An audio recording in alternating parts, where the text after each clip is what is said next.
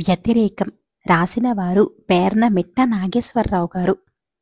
రామయ్య రాజమ్మ భార్యాభర్తలు. రాజమ్మ ఏం చెప్పినా రామయ్య అందుకు వ్యతిరేకంగా చెప్పేవాడు. ఒకసారి రాజమ్మ రాబోయే పండగకు పుట్టింటికి వెళ్ళొస్తానని భర్తను అడిగింది. రామయ్య వెంటనే వీల్లేదు, నోరు మూసుకొని ఇంట్లో పడి ఉండు అన్నాడు. ఆ రాత్రి రాజమ్మ అన్న రంగయ్య పనిమీద ఆ ఊరు వచ్చాడు.